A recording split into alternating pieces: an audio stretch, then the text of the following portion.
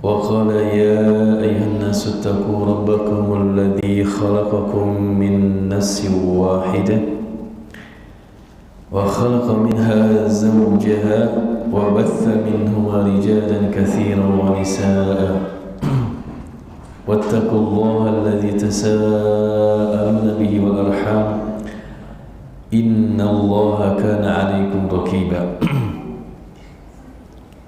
وقال يا أيها الذين آمنوا اتقوا الله وقولوا قولا سديدا يصلح لكم أعمالكم ويغفر لكم ذنوبكم ومن يطع الله ورسوله فقد فاز فوزا عظيما فإن أصدق الحديث كتاب الله وخير الهدى هدى محمد صلى الله عليه وسلم وشر الأمور محدثاتها فإن كل محدثة بدعة وكل بدعة ضلالة وكل ضلالة في النار.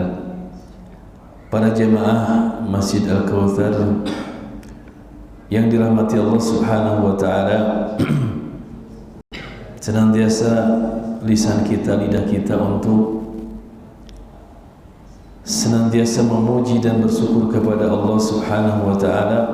Sampai hari ini Allah Subhanahu wa taala masih memberikan hidayah taufiknya kepada kita sehingga kita bisa dan mampu untuk melaksanakan beban-beban syariat, kewajiban-kewajiban kita kepada Allah Subhanahu wa taala setelah kita melaksanakan salat maghrib secara berjamaah. Kita lanjutkan untuk duduk bersimpuh, bersabar menunggu waktu salat isya dengan talabul ilmi, yang mana itu merupakan keperluan kewajiban setiap muslim. Kata Nabi, talabul ilmi faridatun ala kulli muslim.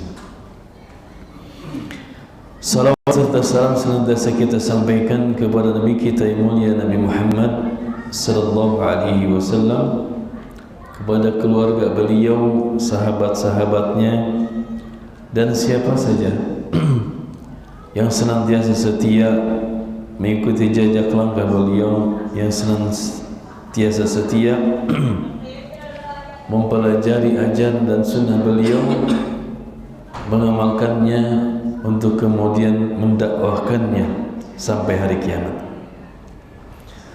Para jemaah yang dirahmati Allah Subhanahu wa taala, sekian purnama tidak berjumpa.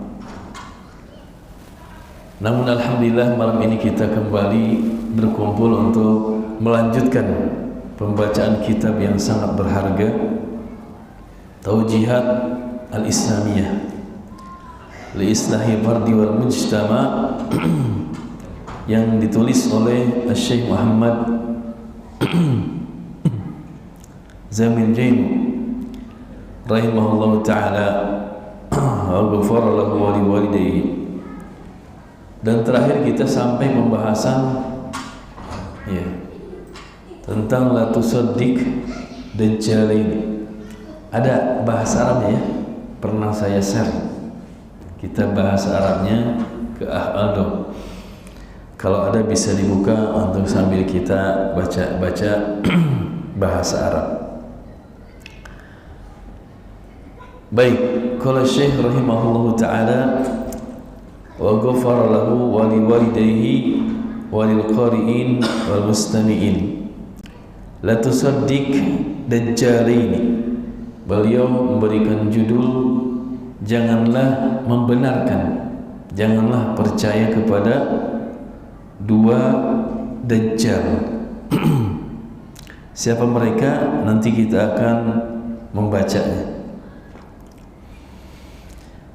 Beliau membuka dengan sabda Nabi sallallahu alaihi wasallam, qala Rasulullah sallallahu alaihi wasallam, man ata arrafan aw kahinan fasaddaqahu bima yaqulu faqad kafara bima unzila ala Muhammadin sahihun rawahu Ahmad. Barang siapa yang datang kepada arraf, nanti kita jelaskan apa itu arraf, al kahinan, atau datang kepada kahin, fasaddaqahu, dan membenarkan bima yaqulu, apa yang dikatakan oleh arraf atau kahin tersebut, faqad kafara bima unzila ala Muhammadin, dia telah kafir dengan apa yang dibawa oleh Nabi Muhammad sallallahu alaihi wasallam. Coba kita baca hadis yang lain, hadis riwayat Muslim. Rasul sallallahu alaihi wasallam sabda, "Man ata arrafan fasa'alahu an syai'in lam tuqbal lahu salatun arba'ina lailatan," rawahu Muslim. Barang siapa datang kepada arraf kemudian bertanya tentang sesuatu, maka salatnya tidak akan diterima selama 40 malam. Dari dua hadis yang kita baca sebelum kita mendengarkan penjelasan beliau, maka di sini ada dua tingkatan. Tingkatan yang pertama adalah bahwa barang siapa yang datang kepada arraf dan bertanya tentang sesuatu kepadanya, maka sholatnya tidak akan diterima selama 40 malam. Bertanya saja. Hadis yang kedua, level yang kedua adalah barang siapa yang datang kepada arraf atau kahin membenarkan apa yang diucapkannya, dia telah kufur dengan apa yang dibawa oleh Nabi Muhammad sallallahu alaihi wasallam. Kembali kepada hadis yang tadi, barang siapa yang datang kepada arraf bertanya sesuatu, bertanya saja, tidak membenarkan, bertanya, datang bertanya, maka salatnya tidak diterima 40 malam. Kalau kita baca penjelasan para ulama daripada penjelasan hadis ini, seperti penjelasan Imam An-Nawawi di dalam syarah Sahih Muslim, beliau mengatakan, amma adamu qabuli salatihi fa ma'nahu annahu la thawaba lahu fiha. Makna tidak diterima salatnya adalah dia tidak mendapatkan pahala dari salatnya. Wa in kanat munji'atan fi sukutil fardi anhu, walaupun dia telah menggugurkan kewajiban dari salatnya. Wala yahtaju ma'aha ila i'adatin, dan tidak perlu dia mengulang salat. Artinya salatnya gugur kewajiban melaksanakan salatnya, tapi salatnya tidak berpahala. Itu maksudnya, tidak diterima salatnya. Tentu adalah ya kemalangan yang sangat rugi. Karena para jemaah sekalian, seberapa besar pahala salat sunnah, sebesar apapun tidak akan menyamai pahala salat wajib. Seperti pahala salat sunnah qabliyah subuh yang disebutkan dalam riwayat, raka'atul fajri khairun minad dunya wa ma fiha.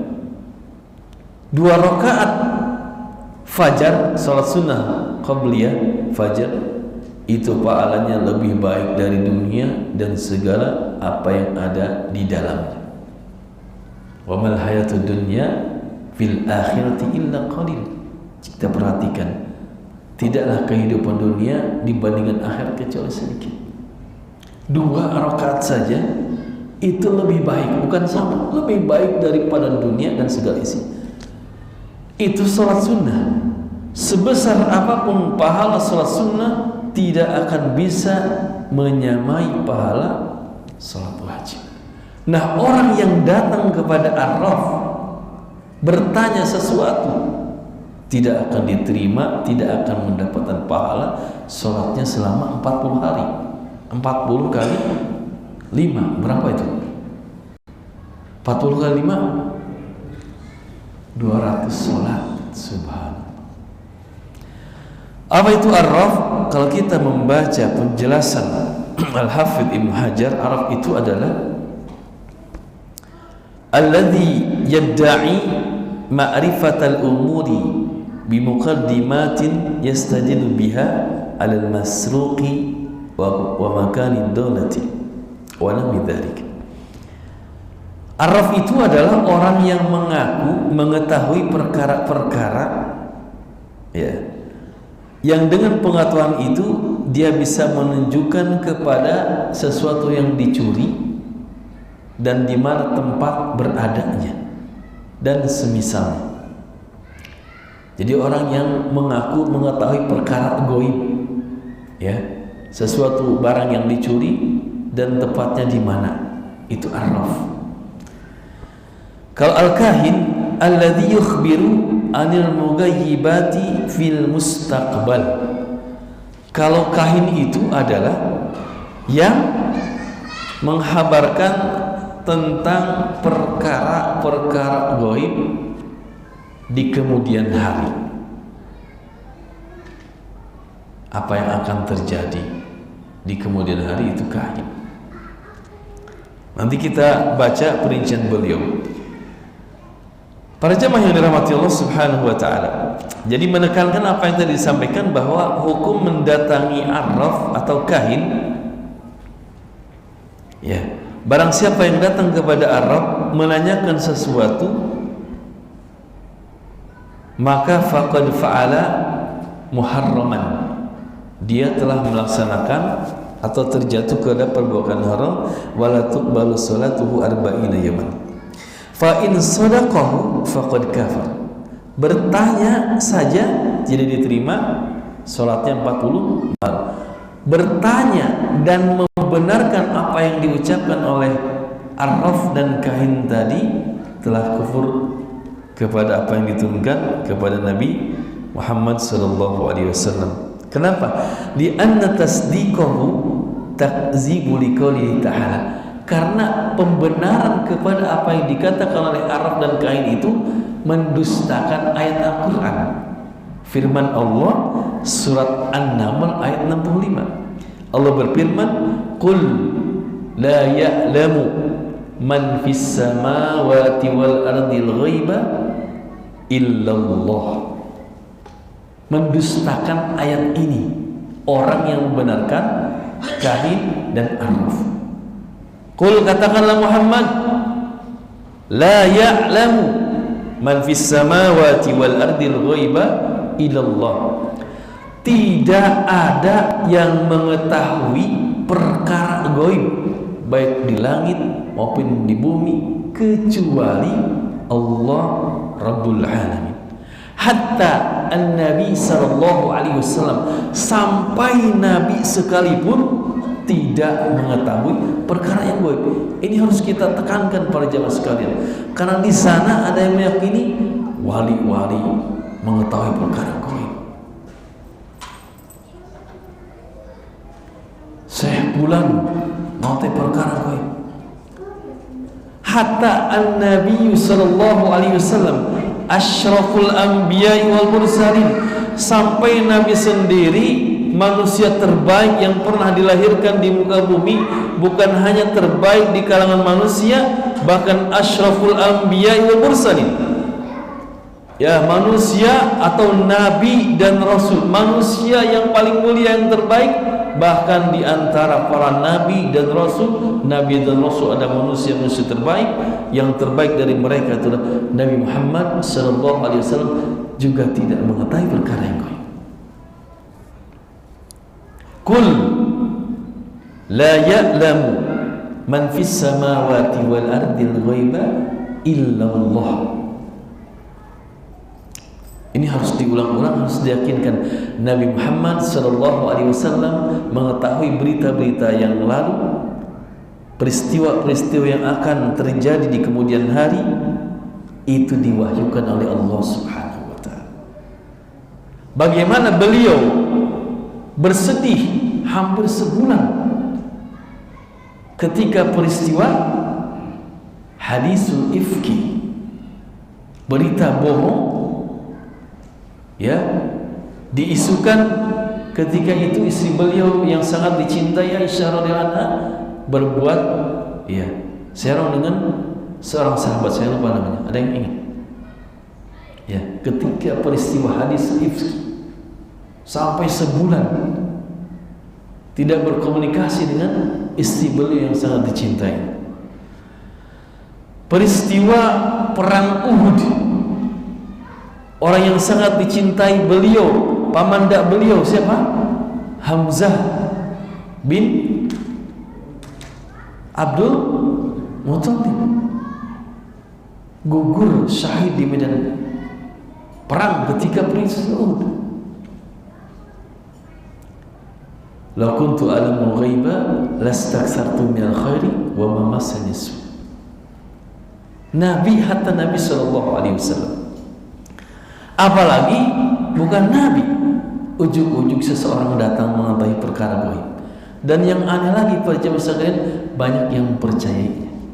Kenapa? Sebab karena kebodohan mereka terhadap agama Islam itu sendiri. Para jemaah yang dirahmati Allah Subhanahu wa taala, baik, kita baca penjelasan beliau. Setelah membawakan hadis man ata'arrafan ila akhirih, beliau menjelaskan yuhramu tasdiqul munajjimi wal kahini wal arrafi was sahiri wal rammali wal munaddiri wa ghairihim. Beliau memperinci nama-nama yang poinnya adalah mengaku mengetahui perkara gaib. Ya. Haram membenarkan perkataan al-munajjim, ahli nujum, wal kahin, ya tadi sudah dijelaskan kahin, wal arraf, was sahir, tukang sihir. Di dalam Islam hadus sahiri darabuhu bis-sayf. Ya, tukang sihir itu di dalam Islam hukumannya adalah dipenggal lehernya. Dan Umar Ibn Khattab telah melakukan, ya, memenggal 2 kepala tukang sihir. Warramal, mengaku mengetahui jiwa seseorang. Berbeda dengan kalau itu dia belajar psikologi atau yang lainnya yang bisa dibuktikan secara empiris, itu lain hal. Ya, psikologi juga kan dengan ilmunya dia bisa membaca, ya, psikologi orang. Ini mah tidak. Wal munaddil, yang mengetahui peristiwa-peristiwa ghairihim, dan selain mereka, pokoknya namanya apapun itu, kalau mimman yadda'il ilma bima fi nafsi aw bil madi wal mustaqbal, siapapun itu, apapun labelnya, namanya apapun itu, selain nama-nama tadi disebutkan, kalau dia mengaku mengetahui ilmu pada diri seseorang di terawang, atau mengetahui perkara-perkara yang telah lalu dan atau mustakbal yang akan datang, li'anna dzalika min ikhtisasillahi wahdah, yang mana mengetahui perkara-perkara gaib tadi itu yang menjadi kekhususan Allah semata, ya, maka haram untuk dibenarkan perkataannya. Kama qala Allah Ta'ala wa huwa alimun bidzatis sudur, dan dia Allah Maha mengetahui tersimpan dalam dada, hanya Allah. Qul la ya'lamu man fis samawati wal ardil ghaiba illallah, ayat yang tadi kita baca surat An-Naml. Wa ma yaqa'u minad dajjalaini innama huwa takhmin wal musadafah. Adapun apa yang terjadi, ya, dari 2 dajjal ini, apa yang dikatakan diramalkan oleh 2 dajjal ini, Arab sama kahin tadi, itu adalah semata hanya takhmin, hanya dugaan al-musadafah, kebetulan saja. Wa aksaruhu, umumnya, kebanyakannya, kazibun minasyaitani, dusta dari syaitan. La yaktaru bihi illa naqisul aqli, yang mana tidak ada yang tertipu, tidak ada yang terbujuk kecuali akalnya kurang. naqisul aqli. Walau kanu ya'lamuna al-ghaiba lastakhrajul kunuza minal ardi. Kata beliau mengajak kita berpikir, sekiranya mereka mengetahui perkara gaib, niscaya mereka akan mengeluarkan kunuz, ya, barang-barang berharga dari dalam bumi, harta karun, uang Brazil, apalagi itu yang disebut-sebut seperti itu, niscaya mereka akan mengeluarkan sendiri, tidak akan menyuruh orang lain menggandakan uang.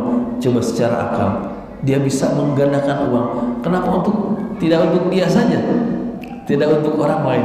Gandakan uang, dia kaya, ya secara akal. Dia mengetahui di sini ada harta karun, gali aja sendiri tanpa bilang-bilang kepada orang lain. Walau kanu ya'lamuna al-ghaiba lastakhrajul kunuza minal ardi. Walamma asbahu fuqara'a yahtaluna 'alan nasi li'aqli ma lahum malihim bil batil. Ya, dukun-dukun ini, peramal-peramal ini, itu kan mereka fakir, ya. Dengan profesinya itu yahtaduna, mengelabui, menipu manusia untuk ya mencuri, mengumpulkan, untuk mengumpulkan harta dengan cara yang batil, menipu. Para jamaah sekalian, dan sekarang ada fenomena ya pesulap merah yang mana berani membongkar para dukun-dukun itu. Dan backgroundnya pesulap merah ini adalah tukang sulap. Dan kata dia, banyak yang dukun-dukun ini adalah teman-teman dia, sesama profesi tukang sulap, kemudian menjadi dukun. Ya, dengan menjadi dukun dia menjadi kaya, menjual keris tertentu, belinya berapa puluh ribu, dijual berapa juta, membodohi manusia. Dan kata beliau, la yagtaru bihi illa naqisul aqli. Tidak ada yang terbujuk, tertipu kecuali orang yang kurang akal. Makanya dibongkar-bongkar, termasuk pesugihan-pesugihan Gunung Kawi, Nyi Kidul, dibongkar-bongkar. Dan saya lihat itu amal soleh. Kita yang tahu tentang kesyirikan itu tidak bisa membongkar-bongkar itu. Tetapi dengan dan ketika ditanya kenapa melakukan itu, jawabannya Masya Allah, kalau saya tidak bongkar-bongkar ini, saya tahu ini adalah kesalahan. Kalau saya tidak bongkar, nanti saya ditanya oleh Allah hari kiamat, apa sih jawaban saya?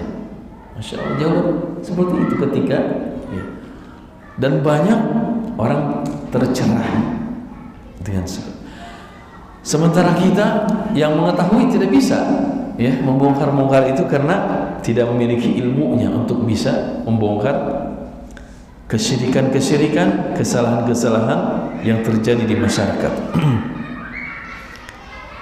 Wa in kanu shadiqina falyukhbiruna an asraril yahudi li ibatiha. Dan mereka jika benar, mereka jika jujur, maka beritakanlah kepada kita tentang asrar, rahasia-rahasia orang Yahudi, untuk kita bisa mengalahkan dan menumbangkan orang Yahudi sekiranya mereka benar. Para jamaah yang dirahmati Allah Subhanahu wa taala. Jadi ini adalah peringatan keras dari Nabi SAW untuk tidak mendatangi, bertanya, apalagi sampai membenarkan orang-orang yang dianggap orang pintar, paranormal, dukun, peramal, dan semacamnya.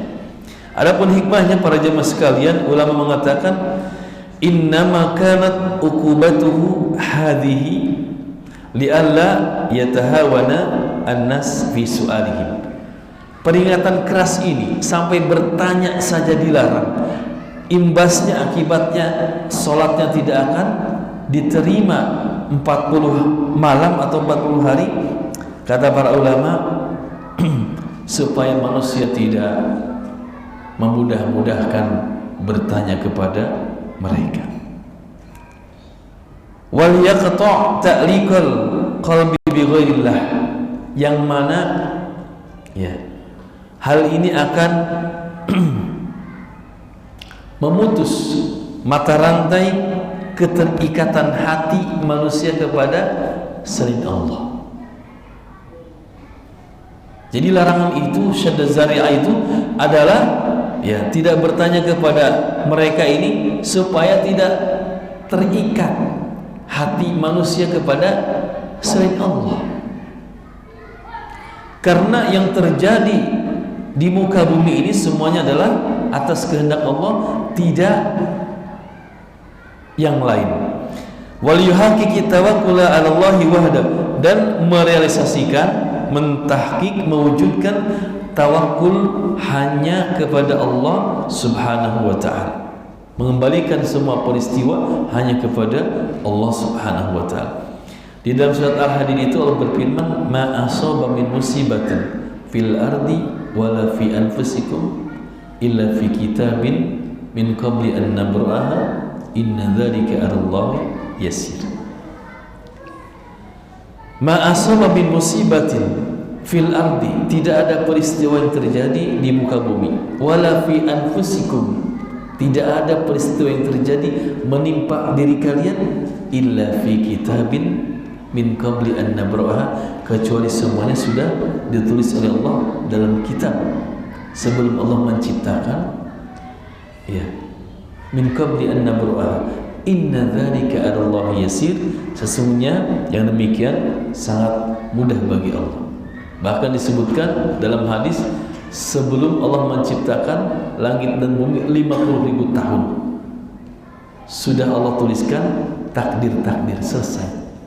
Rufi'atil aqlam wa jaffatis suhuf, kolam penulis takdir itu sudah diangkat dan tintanya sudah kering, sudah selesai. Ya, inna dzalika 'ala Allah yasir likai la ta'sau 'ala ma fatakum wa la tafrahu bima atakum, supaya kamu tidak putus asa sesuatu yang luput darimu dan tidak terlalu euforia, terlalu berbahagia dengan apa yang sampai kepada kita. Para jamaah yang dirahmati Allah Subhanahu wa taala, pembahasan la tusaddiq dajjal ini sudah kita selesaikan. Dua hadis yang kita baca dan penjelasan para ulama mudah-mudahan bisa dipahami. Barangkali sebelum kita melanjutkan kepada bab berikutnya ada yang akan ditanyakan. Ya, silakan, barangkali penjelasan tadi ada kurang mengerti atau ada yang perlu penjelasan lebih, dipersilakan sebelum kita menginjak ke bab yang baru. Mudah-mudahan bisa dipahami ya. Baik. Jadi kesimpulannya ada dua level tadi ya. Yang pertama, bertanya saja maka itu salatnya tidak diterima. Yang kedua, bertanya dan membenarkan maka telah kafir kepada apa yang dibawa oleh Nabi Muhammad SAW. Kita lanjutkan. Beliau Syekh memberikan judul La tahlif bi ghairillah, jangan bersumpah dengan selain Allah Subhanahu wa taala. Kemudian beliau membawakan hadis-hadis yang cukup banyak di sini.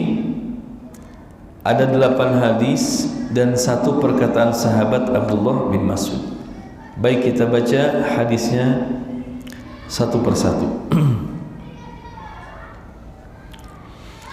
Qala Rasulullah sallallahu alaihi wasallam, la tahlifu bi abaikum, man halafa billahi falyasduq, wa man hulifa lahu billahi falyarda, wa man lam yarda billahi falaysa minallahi sahihun.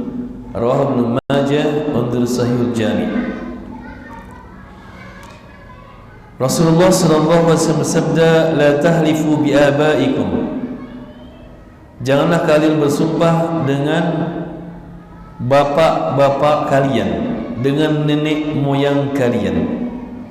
Man halafa billahi falyasduq, barang siapa yang bersumpah dengan nama Allah hendaklah jujur. Wa man hulifa lahu billahi falyarda, barang siapa yang disumpahi dengan nama Allah hendaklah dia ridho. Wa man lam yarda billahi falaysa minallah, barang siapa yang tidak ridho maka dia terlepas dari Allah Subhanahu wa taala.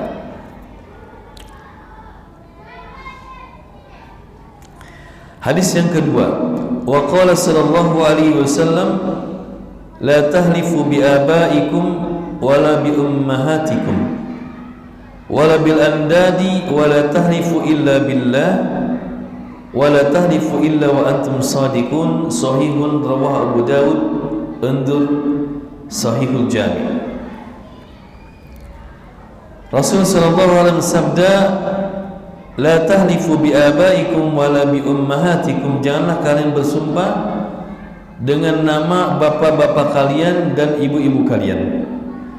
Wala bil andan, dan janganlah kalian bersumpah dengan sekutu-sekutu Allah Subhanahu wa taala. Wala tahlifu illa billah, dan janganlah kalian bersumpah kecuali dengan nama Allah. Wala tahlifu illa wa antum shadiqun, dan janganlah kalian bersumpah kecuali kalian benar atau jujur.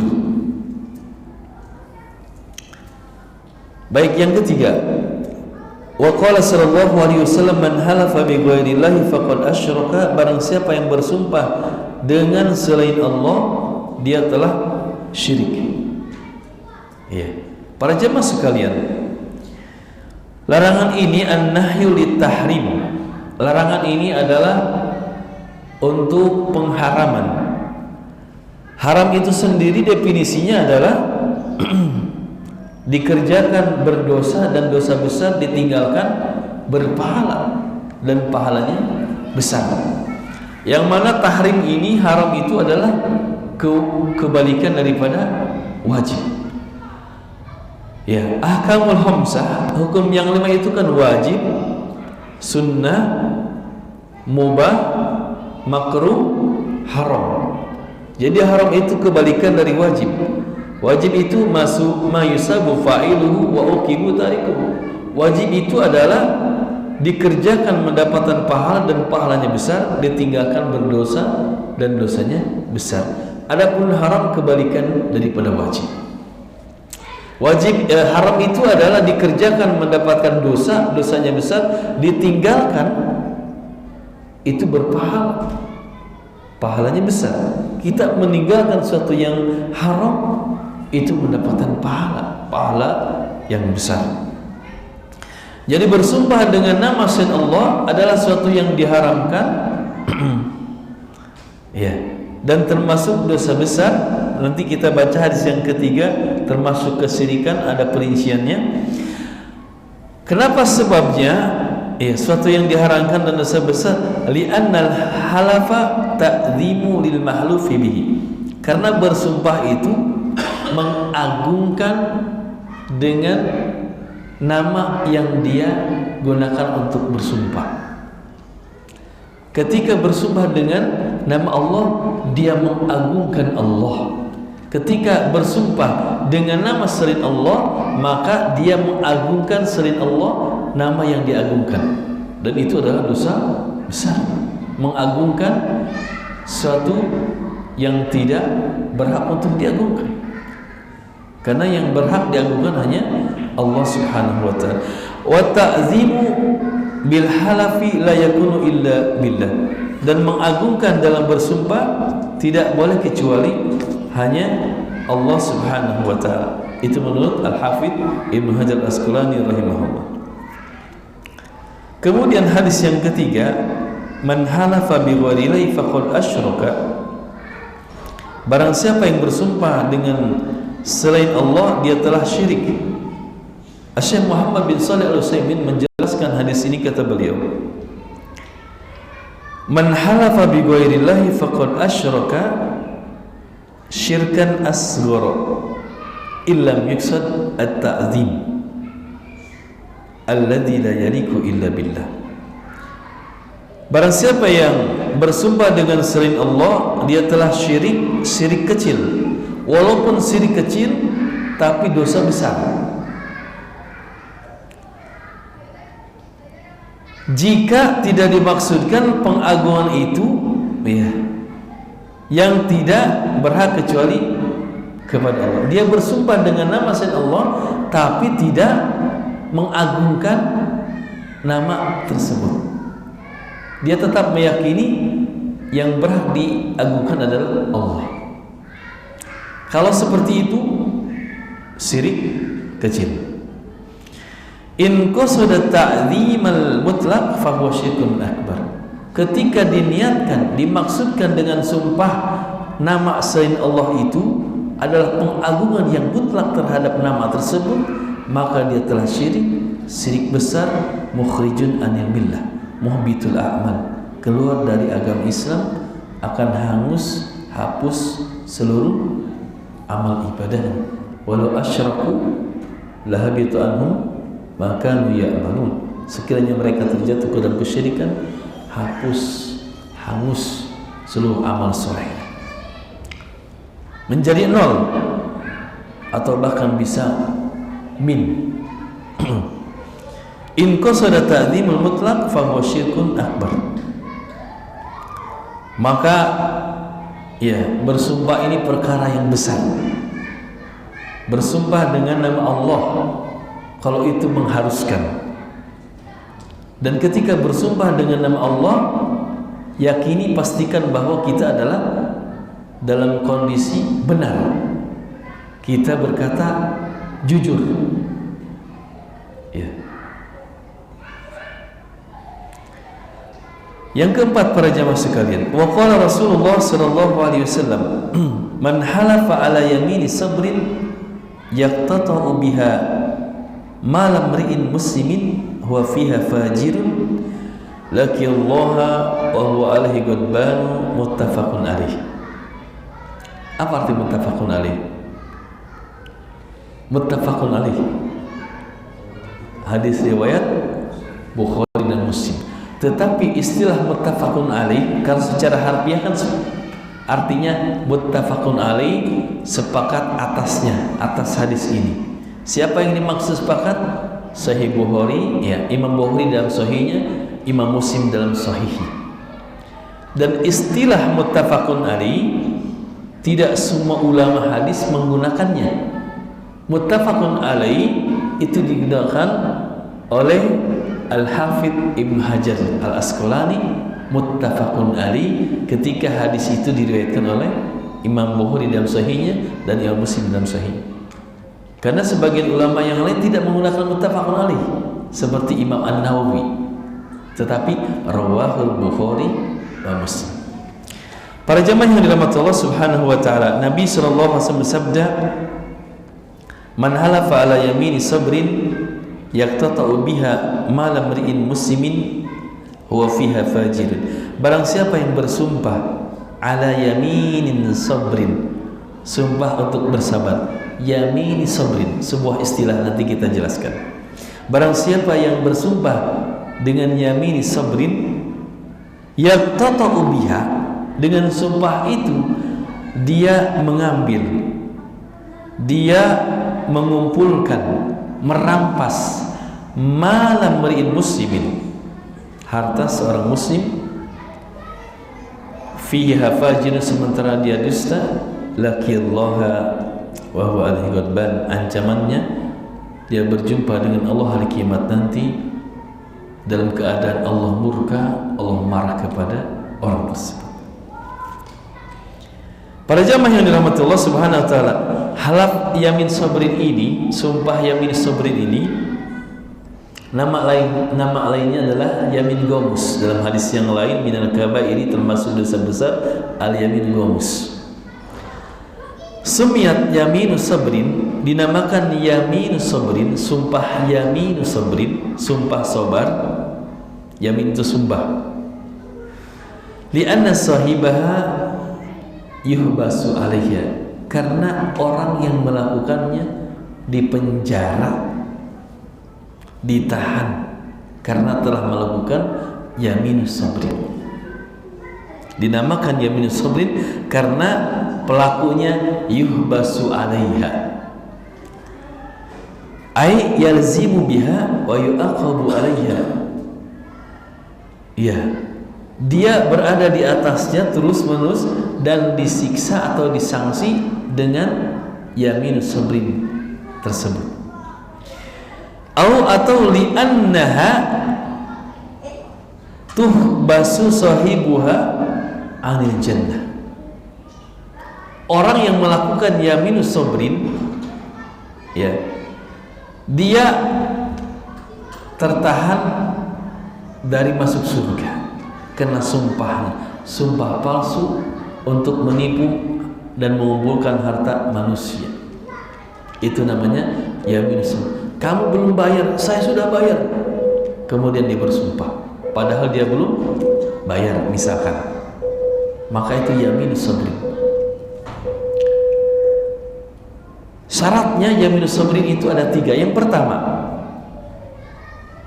kadzibun muta'ammidun. Dia memang sengaja untuk berdusta, Yang kedua, liqtitai haqqin. Emang tujuannya untuk merampas harta manusia dengan sumpahnya itu, yaminus sabrin. Yang ketiga, syaratnya fi majlisi qada'in, di depan hakim. Kamu kalau memang sudah bayar, bersumpah dia padahal dia belum bayar, misalkan pada sebuah hutang atau yang lain. Muamalatin, atau ketika terjadi transaksi kemudian dia bersumpah, sumpahnya adalah dusta, maka itu disebut yaminus sabrin. Itu 3 syarat. Dia sengaja berdusta, tujuannya untuk merampas harta manusia. Yang ketiga, di majelis hakim atau pada saat transaksi. Wa nazalat, dan turun firman Allah, innalladzina yashtaruna bi ahdillahi wa aymanihim tsamanan qalila. Sesungguhnya orang-orang yang membeli sumpah dengan nama Allah, tsamanan qalila, dengan harga yang murah, dusta tadi. Ini mungkin para jamaah sekalian yang disampaikan. Kita lanjutkan di pertemuan yang akan datang biidznillah ta'ala, dan kita berhenti di hadis yang kelima. Mudah-mudahan Allah Subhanahu wa ta'ala senantiasa memberikan hidayah taufiknya kepada kita untuk terus menambah ilmu urusan agama kita, untuk terus mendalami pemahaman urusan agama kita, yang dengannya kita beribadah dan menghambakan diri kepada Allah Subhanahu wa ta'ala. Semoga bermanfaat. Terima kasih atas segala kesabaran, kesungguhan para jamaah sekalian. Mudah-mudahan Allah Subhanahu wa ta'ala memberikan ilmu yang bermanfaat. Hadanallahu ikum jami'an. Allahumma anfa'na bima 'allamtana wa 'allimna ma yanfa'una wa zidna ilman. Aqulu qouli hadza wa astaghfirullah li wa lakum. Subhanakallah bihamdika asyhadu an la ilaha illa anta astaghfiruka wa atubu ilaik. Assalamualaikum warahmatullahi wabarakatuh.